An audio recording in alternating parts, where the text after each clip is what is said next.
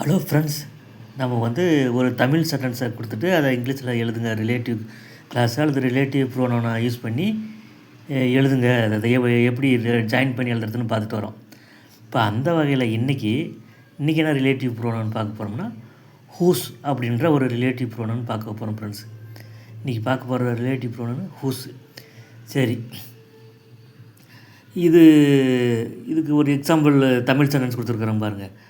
ஆசிரியராக இருக்கும் அப்பாவுடைய அவள் நன்கு படிக்கிறாள். ஆசிரியராக இருக்கும் அப்பாவுடைய அவள் நன்கு படிக்கிறாள் இப்படின்னு ஒரு தமிழ் ஸ்டேட்மெண்ட்டை கொடுத்துட்றாங்க. இதை நீங்கள் இங்கிலீஷில் எழுதுங்க, ட்ரான்ஸ்லேஷன் பண்ணி சொல்கிறாங்க. நீங்கள் எப்படி எழுதுவீங்க வாங்க, உங்களுக்கு நல்லா புரிகிற மாதிரி சொல்லித்தரேன். அதுக்கு முன்னே ஃப்ரெண்ட்ஸ் ஒரு வேண்டுகோள், நம்ம சேனலை கொஞ்சம் சப்ஸ்கிரைப் பண்ணுங்கள் ஃப்ரெண்ட்ஸு. நிறைய வியூஸ் போகுது, ஆனால் ஒருத்தர் கூட சப்ஸ்கிரைப் பண்ணுறதில்ல ஃப்ரெண்ட்ஸு. கொஞ்சம் பண்ணிங்கன்னா எனக்கு கொஞ்சம் ரொம்ப ஆர்வமாக இருக்கும் ஃப்ரெண்ட்ஸ். நான் நிறைய வீடியோ போட்டுகிட்டே தான் இருப்பேன். சரி, போகலாங்களா? இப்போ முதல்ல வந்து ஆசிரியராக இருக்கும் அப்பாவுடைய அவள் நன்கு படிக்கிறாள் இப்படின்னு ஒரு தமிழ் ஸ்டேட்மெண்ட்டை கொடுத்துட்டாங்க. இதை நீங்கள் இங்கிலீஷில் எழுதுங்கன்றாங்க. அதுக்கு என்ன பண்ணுன்னா, நீங்கள் முன்ன இதை ஒரு 2 சிம்பிள் சென்டென்ஸாக எழுதிக்கிங்க ஃப்ரெண்ட்ஸு. எப்படி எழுதிக்கலாம்? அவள் நன்றாக படிக்கிறாள் இப்படின்னு ஒரு சென்டென்ஸு, அவருடைய அப்பா ஒரு ஆசிரியர் இப்படின்னு 2 எழுதிக்கிங்க ஃப்ரெண்ட்ஸ். 2 சிம்பிள் சென்டென்ஸாக தமிழ் எழுதிக்கிங்க. அதுக்கு இங்கிலீஷில் அப்படியே எழுதிக்கிங்க. அவள் நன்றாக படிக்கிறாள் எப்படி எழுதிங்க? சி ஸ்டடீஸ் வெல் அப்படி எழுதிங்களா? அது ஒரு சென்டென்ஸ். அவருடைய அப்பா ஒரு ஆசிரியர், இது எப்படி எழுதிங்க? Her father is a doctor. ஒன்றும் டவுட் இல்லைங்களா? ஆசிரியராக இருக்கும் ஆசிரியராக இருக்கும் அப்பாவுடைய அவள் நன்கு படிக்கிறாள் அப்படின்றதவையே வந்து இப்படி 2 சிம்பிள் சென்டென்ஸாக வந்து தமிழ்லேயும் இங்கிலீஷ்லேயும் எழுதிக்கிறோம். மொதல் ஸ்டெப்பு. அடுத்தது உங்களுக்கு என்ன தெரியுங்க, அந்த ஹூஸ்ன்ற ரிலேட்டிவ் ப்ரோனவுன் நீங்கள் படிக்கிறதுக்கு முன்னாடி பொசசிவ் அட்ஜெக்டிவ் அப்படின்னா என்னன்னு கொஞ்சம் தெரிஞ்சுக்கங்க ஃப்ரெண்ட்ஸு. இப்போ இங்கிலீஷில் வந்து பொசசிவ் அட்ஜெக்டிவ்னா, இப்போ சப்ஜெக்ட் ப்ரோன் நம்ம ஐவி யூதே கீசிட்டு சொல்கிறோமில்ல, அதனுடைய உடைமையை குடிக்கிற மாதிரி பொசசிவ் அட்ஜெக்டிவ்னு இருக்குதுங்க. அதெல்லாம் மனப்பாடம் பண்ணிக்கிங்க. அதை அப்படி சொல்கிறேன் பாருங்கள், அப்படி நீங்கள் குறிச்சிக்கங்க. இப்போ ஐன்ற சப்ஜெக்ட்டுக்கு பொசசிவ் அட்ஜெக்டிவ் என்னங்க? மை. விக்கு அவர், ஹீக்கு ஹிஸ்ஸு அவனுடைய, சீக்கு ஹர் அவளுடைய, இட்டுக்கு இட்ஸு அதனுடைய, தேக்கு தயர் அதனுடைய. இதுலேயும் சிங்குலர் ஃப்ளூரல்லாம் இருக்குது ஃப்ரெண்ட்ஸு. அப்போ உதாரணத்துக்கு வந்து மை, ஹிஸ்ஸு அவனுடைய, ஹர் அவளுடைய, இதெல்லாம் வந்து சிங்குலர். அவர் எங்களுடைய, தயர் அவர்களுடைய, இதெல்லாம் வந்து ப்ளூரல் பொசிட்டிவ் அட்ஜெக்டிவ். இப்போது புரிஞ்சுக்கலாம் ஃப்ரெண்ட்ஸு. பொசிட்டிவ் அட்ஜெக்டிவ் தான் இங்கிலீஷில் என்னென்ன இருக்குதுன்ட்டு அதை தெரிஞ்சுக்கிங்க.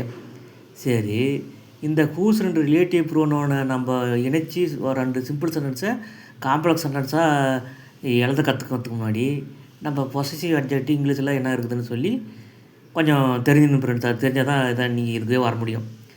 சரி, போகலாங்களா? ஸ்டெப்பு 1. சரி, இப்போ நான் சொன்னேன்ல, அந்த பொசிட்டிவ் அட்ஜெக்டில் இதெல்லாம் இந்த 2 சிம்பிள் சென்டென்ஸில் வந்திருக்குதான்னு பாருங்கள் ஃப்ரெண்ட்ஸு. பாருங்கள். சி ஸ்டடீஸ் வெல் அவள் நன்கு படிக்கிறாள். சீன்றது சப்ஜெக்ட்டு, ஸ்டடீஸ்ன்றது V1 வெர்புங்க, இஎஸ் சேர்ந்து இருக்குதுங்க, சிம்பிள் ப்ரெசன்டென்ஸுங்க. வெல்ன்றது அட்வெர்புங்க, அவள் நன்கு படிக்கிறாள். இதில் வந்து பொசிட்டிவ் அட்ஜெக்டிவ் எதுவும் வரலைங்க. சரி, அடுத்தது போகலாங்களா? அடுத்த sentence, her father is a doctor. அவருடைய அப்பா ஒரு ஆசிரியர். அவருடைய அப்பா ஒரு ஆசிரியர். அப்போ இதில் என்ன வந்திருக்குதுங்க? பொசிட்டிவ் அட்ஜெக்டிவ் ஹர் அவளுடைய, அல்லது நான் மரியாதை எழுதுறதுக்காக அவருடையன்னு எழுதியிருக்கிறேன். நீங்கள் அவளுடையன்னு இந்த மனசில் வச்சுங்க. அவளுடைய அப்பா ஒரு ஆசிரியர். இப்போ ஹர் அப்படின்ற வந்து ஒரு பொசசிவ் அட்ஜெக்டிவ் வந்து ஃபாதர் அப்படின்ற நவுனோட இணைஞ்சி வந்திருக்குதுங்க. சப்ஜெக்டில் இடத்துல வந்திருக்குதுன்னு உங்களுக்கு தெரியணும். சப்ஜெக்டு இடத்துல ஒரு பொசசிவ் அட்ஜெக்டிவும் ஒரு நவுனு ஃபாதர்ன்ற நவுனும் ஹர்ன்ற பொசசிவ் அட்ஜெக்டிவும் சேர்ந்து சப்ஜெக்டாக வந்திருக்குது 2வது சென்டென்ஸ் ஆரம்பத்தில் அப்படின்னு உங்களுக்கு தெரியணும் ஃப்ரெண்ட்ஸ். சரி, போகலாங்களா? இந்த ஹர்ன்ற தான் பொசசிவ் அட்ஜெக்டிவ். ஸ்டெப் 1. இந்த ஹர் என்ற பொசசிவ் அட்ஜெக்டிவ் ஆனது முதல் சென்டென்ஸில் உள்ள சப்ஜெக்ட் சியை குறிக்கிறது. சியினுடைய அப்பா தான் ஆசிரியராக இருக்கிறாரு. அவருடைய அப்பா தான். அப்போ அந்த ஹர்ன்றது யாரை குறிக்குதுங்க? இந்த முதல் சென்டென்ஸில் இருக்குது பார்த்தீங்களா, சப்ஜெக்டாக இருக்குது பார்த்தீங்களா, சி, அதை தான் இந்த ஹர்ன்ற பொசிட்டிவ் அட்ஜெக்டிவ் குறிக்குதுங்க. அதனால தான் அப்படி எழுதியிருக்கிறேன் பாருங்கள். ஹர் என்ற பொசசிவ் அட்ஜெக்டிவ் ஆனது முதல் சென்டென்ஸில் உள்ள சப்ஜெக்டை குறிக்கிறது. ஸ்டெப் 1. சரி, ஸ்டெப் 2. அதனால் ஹர் என்ற பொசசிவ் அட்ஜெக்டிவை அடித்துவிட்டு அதற்கு பதிலாக ஹூஸ் என்ற ரிலேட்டிவ் ப்ரோனோனை எழுதிக்கணும். இப்போ ஹர் ஃபாதர் இருக்குதுங்களா, அந்த ஃபாதருக்கு முன்னே ஹர்ரை அடிச்சுட்டு அந்த இடத்துல ஹூஸ்னு எழுதிக்கிங்க. எழுதிட்டு அந்த ஹூஸை கொண்டு போய் எங்கே போடுறீங்க, முதல் சென்டென்ஸை இருக்குது பார்த்தீங்களா, சப்ஜெக்ட் சி, அந்த பக்கத்தில் போய் எழுதுறீங்க. அதை தான் எழுதிக்கிறேன். அதனால் ஹர் என்ற பொசசிவ் அட்ஜெக்டிவை அடித்துவிட்டு அதற்கு பதிலாக ஹூஸ் என்ற ஒரு ரிலேட்டிவ் ப்ரோனோனை கொண்டு போய் சிக்கு பக்கத்தில் எழுதிவிட வேண்டும். அது எப்படி வருங்க, சி ஹூஸ்னு வருமா, சிக்கு பக்கத்தில் ஹூஸ் எழுதுனா சி ஹூஸ் அப்படின்னு வருது. சரி, ஸ்டெப் 3 அடுத்தது போகலாவாங்க. அதற்கடுத்து பொசசிவ் அட்ஜெக்டிவ் வந்திருந்த இரண்டாவது சென்டென்ஸில் மிச்சி இருக்கிற வார்த்தை என்னங்க, ஃபாதர் இஸ் எ டீச்சர், இவைகளை ஹூஸ் பக்கத்தில் எழுதிவிட வேண்டும். இன்னொரு டைம் சொல்கிறேங்க. அதற்கடுத்து பொசசிவ் அட்ஜெக்டிவ் வந்திருந்த இரண்டாவது சென்டென்ஸில் மிச்சம் இருக்கிற ஃபாதர் இஸ் எ டீச்சர், இவைகளை ஹூஸுக்கு பக்கத்தில் கொண்டு போய் எழுதிவிட வேண்டும். அப்போ எப்படி வருதுங்க, she whose father is a teacher என வருது. இப்போ புரிஞ்சுங்களா ஃப்ரெண்ட்ஸு? சரி, அடுத்து பார்க்க போகலாங்களா? திருப்பிக்கிறேன். இப்போ அடுத்தது கடைசியாக முதல் சென்டென்ஸில் சப்ஜெக்ட் சியை தவிர மிச்சம் இருக்கிற வேர்ட்ஸ்களை, என்ன வேர்ட்ஸுங்க, ஸ்டடீஸ் வெல், வாக்கியத்தில் கடைசியாக கொண்டு போய் எழுதிடுறோம். எப்படி வருது பாருங்கள். அப்போ எழுதணும்னா she whose father is a teacher studies well அப்படின்னு வருது ஃப்ரெண்ட்ஸ். இப்போது இதுக்கு தமிழ் அர்த்தம் பாருங்கள், கீழே எழுதியிருக்கிற பாருங்கள். ஆசிரியராக இருக்கும் அப்பாவுடைய அவள் நன்கு படிக்கிறாள். இதை சரி, இந்த she whose father is a teacher studies well இப்படின்னு இங்கிலீஷில் மட்டும் கொடுத்துட்றாங்க. இதை நீங்கள் தமிழில் டிரான்ஸ்லேஷன் பண்ணி எனக்கு சொல்லுங்கள் அப்படின்னு ஒருத்தர் கேட்குறாரு. நீங்கள் எப்படி டிரான்ஸ்லேஷன் பண்ணுவீங்க ஃப்ரெண்ட்ஸு தமிழில்? அதுக்கு ஒரு டிப்ஸ் சொல்கிறேன் பாருங்கள். அப்படியே பார்த்துட்டு வாங்க. சி ஹூஸ் ஃபாதர் ஈஸ்ன்றது ஒரு வெர்புங்களா, அப்புறம் அடுத்த வெர்பு பாருங்கள், ஸ்டடீஸ்ன்றது ஒரு வெர்பு. மொதல் வெர்பு ஈஸு, ரெண்டாவது வெர்பு ஸ்டடீஸு.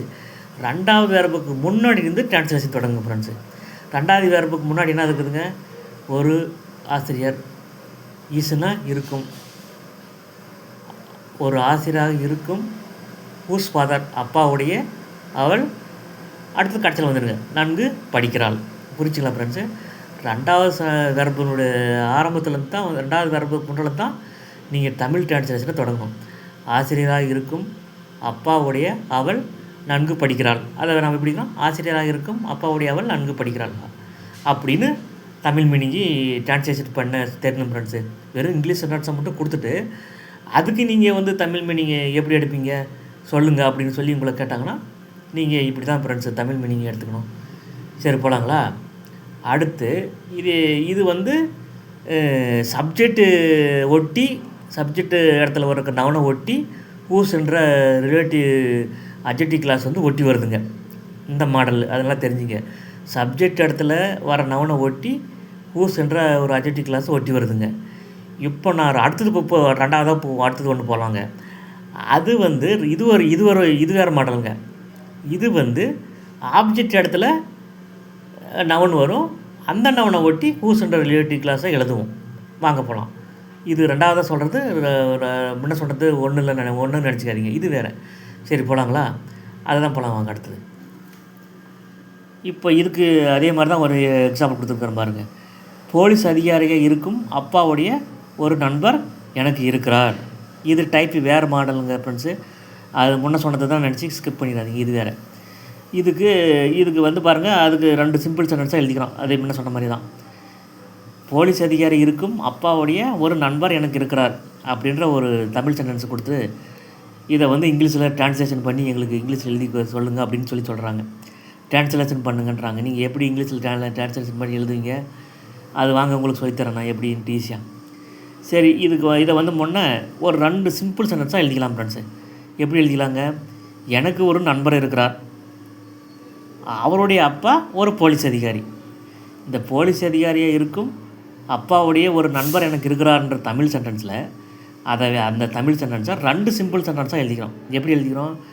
எனக்கு ஒரு நண்பர் இருக்கிறார்னு ஒரு சிம்பிள் சென்டென்ஸு, அவருடைய அப்பா ஒரு போலீஸ் அதிகாரி இப்படி எழுதிக்கிறீங்க. அடுத்து என்ன பண்ணிங்கன்னா, இந்த தமிழ் எழுதினீங்க பார்த்தீங்கன்னா 2 சிம்பிள் சென்டென்ஸு, அதனுடைய இங்கிலீஷாக அப்படியே கீழே எழுதிங்க கூடவே. எப்படி எழுதிங்க? எனக்கு ஒரு நண்பர் இருக்கிறாருன்னு எப்படி எழுதிங்க? I have a friend. எனக்கு ஒரு நண்பர் இருக்கார். அவருடைய அப்பா ஒரு போலீஸ் அதிகாரி. இதை எப்படி இங்கிலீஷில் எழுதிங்க? His father is a police officer. இப்படின்னு 2 சிம்பிள் சென்டென்ஸாக இங்கிலீஷ்லேயும் தமிழ்லையும் பக்கம் பக்கமாக எழுதிங்க ஃப்ரெண்ட்ஸு. சரி, இப்போது இந்த இப்படி எழுதிக்கினா தான் உங்களால் இந்த சென்டென்ஸை இங்கே உங்களுக்கு வந்து இங்கிலீஷில் எழுத தெரியும், தமிழ்லையும் உங்களுக்கு ஈஸியாக புரியும் ஃப்ரெண்ட்ஸ். இப்படி சிம்பிள் சென்டென்ஸ் எழுதிக்கினா. சரி, 2 சென்டென்ஸ் இப்படி பக்கம் பக்கமாக எழுதிக்கிறீங்களா? ஸ்டெப் 1 எழுதிக்கிற பாருங்க. 2வது சென்டென்ஸில் உள்ள சப்ஜெக்ட் இடத்தில் வரும் நவுனுடன் ஹிஸ் என்ற பொசசிவ் அட்ஜெக்டிவ் இணைந்து வந்துள்ளது என்பதை தெரிந்து கொள்க. ஏற்கனவே சொல்லியிருக்கிறோம் ஃப்ரெண்ட்ஸ், ஃபஸ்ட்டு நடத்தாதுக்கு முன்னே பொசசிவ் அட்ஜெக்டில் இங்கிலீஷில் என்னென்ன இருக்குது, அதில் சிங்குலர் எத்தினி என்ன இருக்குது, புல்லர் எத்தினி இருக்குது, அதனுடைய தமிழ் மீனிங்லாம் சொல்லியிருக்கிறேன். அது உங்களுக்கு புரிஞ்சு பார்த்துட்டு தான் இங்கே வந்திருப்பீங்க பாருங்கள். புரிஞ்சிங்களா? அப்போ அது மாதிரி பார்த்தீங்கன்னா ஹிஸ் என்ற பொசசிவ் அட்ஜெக்டிவ் 2வது சென்டென்ஸில் இருக்கிற நவுனோட சேர்ந்து வந்திருக்குது அப்படின்னு உங்களுக்கு தெரியும் ஃப்ரெண்ட்ஸ். ஸ்டெப் 1. ஸ்டெப் 2 அடுத்து பாருங்கள். ஹிஸ் என்ற பொசசிவ் அட்ஜெக்டிவ் முதல் சென்டென்ஸில் ஆப்ஜெக்டாக உள்ள ஃப்ரெண்டை குறிக்கிறது. I have a friend. I சப்ஜெக்ட்டுங்க, ஹேவ் வெர்புங்க, ஃப்ரெண்டுன்றது காம்ப்ளிமெண்ட்டுங்க. ஆனால் உங்களுக்கு வந்து இங்கே எஸ்விஓ சப்ஜெக்ட் வெர்பு ஆப்ஜெக்ட் தான் இங்கிலீஷுடைய சென்டென்ஸ் பேட்டர்னு. அதனால் உங்களுக்கு இதை வந்து எஸ்விஓன்னு மனசில் வச்சுங்க ஃப்ரெண்டு. ஓன்ற இடத்துல என் ஃப்ரெண்டுன்ற நவுன் இருக்குது, அதை தான் சொல்ல வரேன்னு புரிஞ்சுங்க. ஆப்ஜெக்ட்டுன்னு நம்ம மனசுக்குள்ளே வச்சுக்கலாம். ஆனால் ஆக்சுவலாக வந்து எஸ்விசி தான் அது. உங்களுக்கு மாற்றி மாற்றி சொன்னால் உங்களுக்கு கொலை பண்ணுறதுல எல்லா வீடியோலையும் நான் வந்து எஸ்வின்னு சொல்லிட்டு வரேன் உங்களுக்கு புரியறதுக்காக. ஹிஸ் என்ற பொசசிவ் அட்ஜெக்டிவ் முதல் சென்டென்ஸில் ஆப்ஜெக்டாக உள்ள ஃப்ரெண்டை குறிக்கிறது. I have a friend. His father is a police officer. இப்போ ஹிஸ் ஃபாதர்ன்றது யாரை குறிக்கிறதுக்கு? இந்த ஹிஸ்ன்றது எனக்கு ஒரு நண்பர் இருக்கிறார், அவருடைய அப்பா ஒரு போலீஸ் அதிகாரி.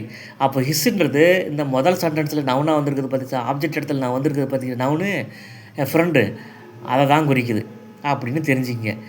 ஆகவே ஸ்டெப் 3 ஹூஸை கொண்டு போய் ஃப்ரெண்ட்ஸுக்கு பக்கத்தில் எழுதுகிறோம். ஐ ஹேவ் எ ஃப்ரெண்ட் ஹூஸ்ன்னு வரும். அப்புறம் மீதமுள்ள வேர்ட்ஸ்களை இந்த கூஸை பக்கத்தில் ஹிஸ்ஸை அடிச்சுட்டு கூஸு அதுக்கு மேலே எழுதி அந்த கூஸை கொண்டு போய் தான் முதல் சென்டென்ஸில் ஆப்ஜெக்டாக இருக்குது பார்த்தீங்களா, என் ஃப்ரெண்டுன்ற நவுனுக்கு பக்கத்தில் எழுதுகிறோம். அப்போ ஐ ஹேவ் எ ஃப்ரெண்ட் ஹூஸ்ன்னு வரும். இந்த 2வது சென்டென்ஸில் மிச்சிருக்குது பார்த்தீங்களா, father is a police officer. அதை கொண்டு போய் ஹூஸ் பக்கத்தில் கண்டினியூவாக எழுதிடணும், கூஸை தொடர்ந்து எழுதிடணும். அப்போ எப்படி வருங்க?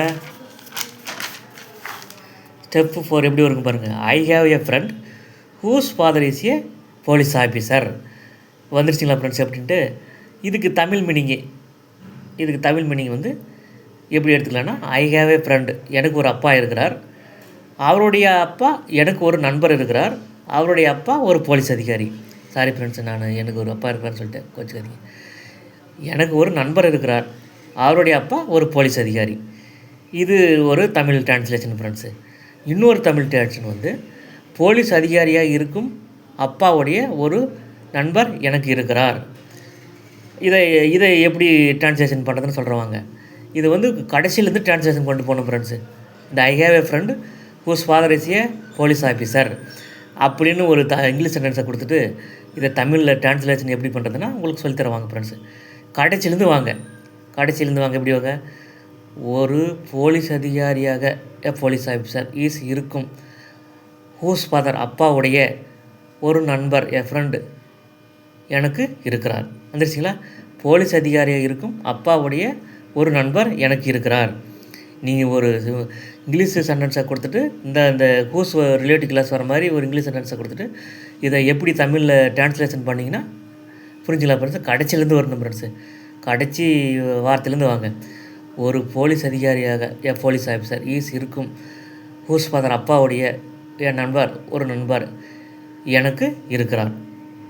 இப்போ புரிஞ்சுக்கலாம் ஃப்ரெண்ட்ஸ் எப்படி இங்கிலீஷில் இருக்கக்கூடிய ஒரு relative clause whose relative clause சென்டென்ஸுக்கு இங்கிலீஷில் எப்படி தமிழ் மீனிங்கு தமிழில் எப்படி அர்த்தம் எடுத்துக்கிறதுன்னு புரிஞ்சுக்கலாம் ஃப்ரெண்ட்ஸு. இதை வந்து நீங்கள் அப்படியே இப்போ ஒரு டைம் பார்த்தீங்கன்னா உங்களுக்கு கண்டிப்பாக புரியாது ஃப்ரெண்ட்ஸு. ஒரு 4-5 டைமு கண்டிப்பாக திருப்பி போட்டு பாருங்கள் ஃப்ரெண்ட்ஸு. அப்போ தான் வந்து உங்களுக்கு இது வந்து மிக மிக கடினமான அட்வான்ஸ்டு கிராமர் ஃப்ரெண்ட்ஸ். உங்களுக்கு யாருமே இவ்வளோ இதாக சொல்லித்தர மாட்டாங்க. கொஞ்சம் ஆர்வம் எடுத்து பாருங்கள் ஃப்ரெண்ட்ஸு.